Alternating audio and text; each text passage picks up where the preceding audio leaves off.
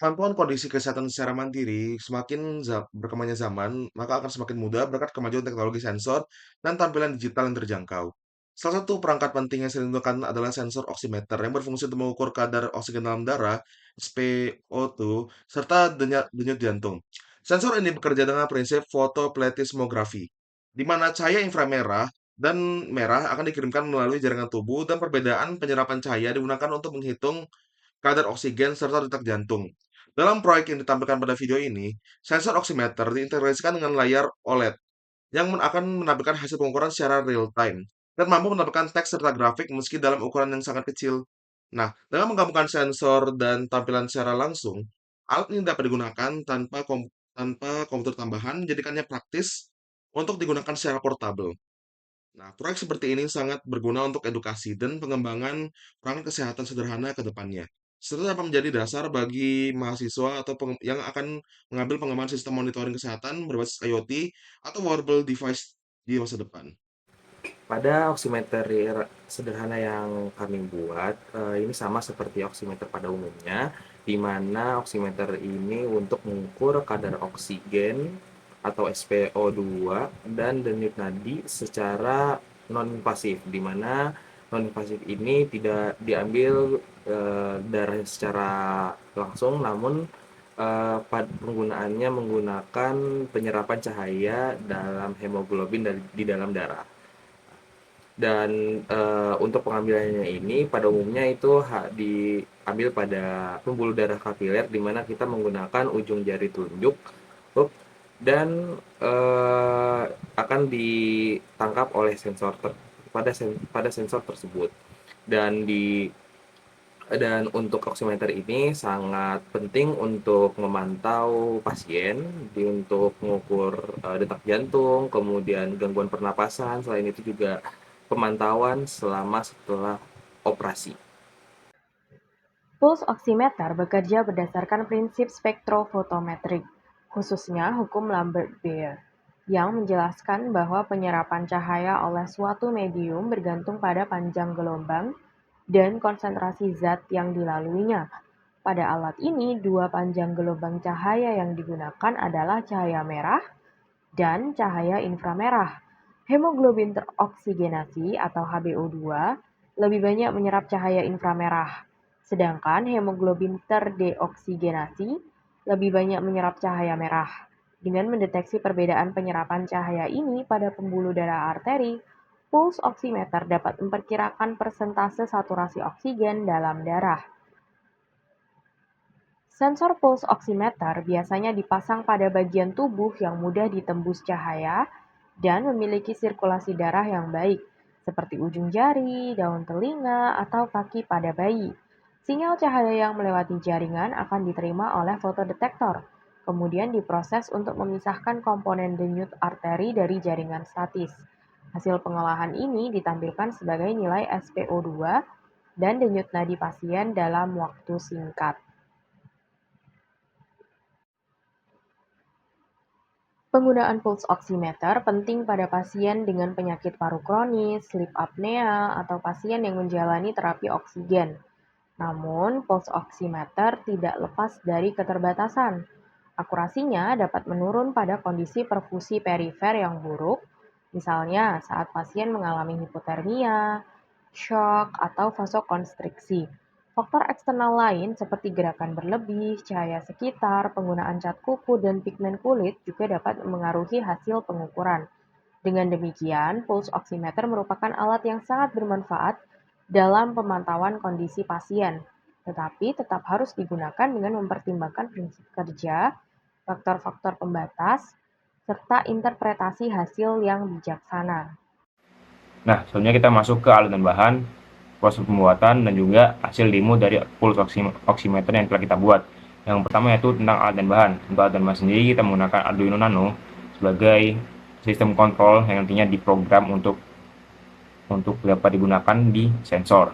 Yang kedua yaitu ada sensor MAX 30102 pulse oximeter yang digunakan untuk mengetahui detak jantung dan juga kadar oksigen dalam darah atau SpO2. Yang ketiga yaitu ada OLED display atau layar OLED yang digunakan untuk menampilkan hasil dari Arduino dan juga sensor tersebut. Yang keempat yaitu ada breadboard. Breadboard sendiri yaitu digunakan untuk tempat merangkai rangkaian tersebut. Nah, yang kelima itu adalah kabelnya digunakan untuk menyambungkan atau saling menyambungkan antar rangkaian. Yang terakhir yaitu ada Arduino IDE yang digunakan untuk memasukkan program atau tempat program itu sendiri yang nantinya dimasukkan ke Arduino Nano. Nah, kemudian kita lanjut ke proses menyusun rangkaian di breadboard. Yang pertama yaitu kita melakukan koneksi antara MAX 30102 ke Arduino. Nah, kita menyambungkan VCC yang ada di MAX atau sensor tersebut ke 3.3 volt pada Arduino Nano. Kenapa ke 3.3 volt? Karena agar beban yang ditampung atau digunakan pada sensor itu tidak berlebihan sehingga tidak menyebabkan sensor ini itu rusak. Nah, kemudian kita menyambungkan ground ke Arduino, kemudian kita menyambungkan SCL ke A5 pada Arduino Nano dan juga kita menyambungkan SDA ke A4 dari Arduino Nano. Kemudian kita itu menghubungkan OLED display ke Arduino juga. Nah, VCC OLED itu disambungkan ke 3.3 volt atau 5 volt sesuai dengan spesifikasi dari layar. Nah, kemudian kita menyambungkan ground ke ground, kemudian kita menyambungkan SCL OLED ke A5 Arduino dan juga S3 OLED ke A4 Arduino. Nah, kemudian kita melakukan pemrograman pada IDE. Nah, di IDE ini kita harus menginstal beberapa library yang tentunya ada MAX 30102, kemudian OLED SSD 1306. Kemudian kita melakukan penginputan yang program yang telah kita buat. Ini tuh program tersebut itu untuk mengetahui bagaimana kadar oksigen dalam darah atau SpO2, dan juga ini tuh program untuk dapat menampilkan hasil tersebut ke OLED display. Nah, kemudian kita melakukan penguploadan program menggunakan kabel entah itu kabel C atau kabel USB B, itu akhirnya diinputkan hingga nantinya diupload ke Arduino Nano, sehingga nanti Arduino Nano itu akan mengetahui mengenai program apa yang harus dilakukan. Nah, kemudian untuk prosesnya sendiri, kita tuh menempelkan jari ke pada sensor. Nah, nantinya sensor ini akan membaca kadar oksigen dalam darah kita atau SpO2 yang nantinya itu akan diolah di Arduino Nano. Arduino Nano kemudian akan memunculkan atau menampilkan ke layar display. Nah, berikut adalah hasil demo dari pulse oximeter yang telah kita buat. Di situ terlihat menampilkan berapa persen kadar oksigen yang ada di dalam darah kita, dan juga ada beberapa komponen yang lain. Nah, untuk penjelasan atau pembahasan itu akan dilakukan oleh teman saya. Selanjutnya, masuk ke bagian pembahasan. Seperti yang kita ketahui bahwa pulse oximeter itu bekerja berdasarkan prinsip penyerapan cahaya dan inframerah oleh darah di ujung jari. Dan untuk sensor MAX 30102 sendiri memiliki dua LED utama, yaitu LED merah dan LED inframerah. Yang mana ketika cahaya dari kedua LED ini menembus jaringan kulit dan mengenai pembuluh darah, sebagian cahaya akan diserap oleh darah dan sebagian lainnya akan dipantulkan kembali ke sensor. Untuk darah yang kayak oksigen atau oksihemoglobin itu akan menyerap lebih banyak cahaya inframerah, sedangkan cahaya merahnya dipantulkan. Untuk darah yang kekurangan oksigen atau hemoglobin tereduksi, dia akan menyerap lebih banyak cahaya merah, sedangkan yang inframerahnya akan dipantulkan. Dari perbedaan penyerapan cahaya merah dan inframerah ini, microcontroller dapat menghitung persentase oksigen dalam darah atau SpO2 dan BPM atau detak jantung, yang mana sinyal ini kemudian akan diproses oleh Arduino Nano dan hasilnya akan dikirim untuk ditampilkan secara real time pada layar OLED. Kemudian seluruh rangkaian ini akan dijalankan oleh sebuah program, yang mana program ini berfungsi untuk mengatur proses pembacaan sensor, pengolahan data, serta penampilan dari hasil pengukuran. Pada bagian pertama program dilakukan pemanggilan library Wired, MAX 30102, dan HeartRate.h, yang mana digunakan untuk komunikasi I2C atau Inter-Integrated Circuit dan pengolahan sinyal detak jantung. Kemudian dibuat juga objek particle sensor untuk mengakses fungsi dari sensor MAX 30102. Program juga membuat variabel seperti beats per minute dan beat average untuk menghitung serta merata-ratakan detak jantung.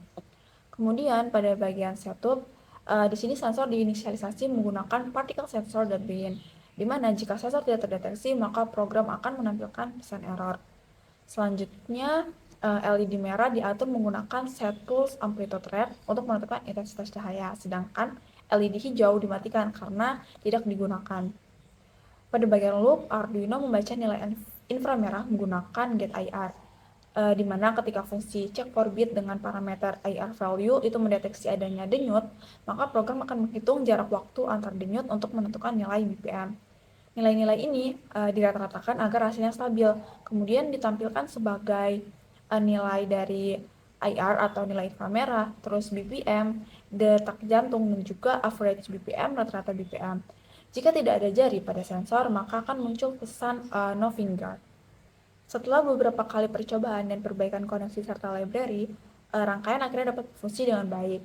Untuk hasil pengujiannya dapat terlihat seperti yang ada pada gambar. Di sini hasil dari nara coba menunjukkan pulse rate-nya sebesar 86 bpm dan oksigen saturasinya sebesar 87%, yang menandakan bahwa rangkaian ini sudah bisa untuk mendeteksi denyut dan kadar oksigen secara real time. Namun selama proses pengujian sempat terjadi beberapa kendala seperti error saat program dijalankan, terus muncul pesan device error saat jari ditempelkan ke sensor. Pada percobaan awal-awal juga itu gagal karena komunikasi etusnya yang tidak stabil, sensor yang tidak terbaca, sensor yang rusak karena beberapa kali percobaan yang gagal. Namun, setelah dilakukan pengecekan ulang rangkaian, pengaturan ulang library, akhirnya rangkaian dapat bekerja dengan stabil. Dari proyek kali ini kami dapat memahami bagaimana sih prinsip kerja pulse oximeter dalam mengukur kadar oksigen dan detak jantung menggunakan dua jenis cahaya. Selain itu, kami juga belajar pentingnya ketelitian dalam perakitan rangkaian, pemilihan library yang sesuai, serta pemahaman logika program dan pemrosesan sinyal biometrik. Sekian dari kelompok 5, kurang dan lebihnya mohon dimaaf. Wassalamualaikum warahmatullahi wabarakatuh.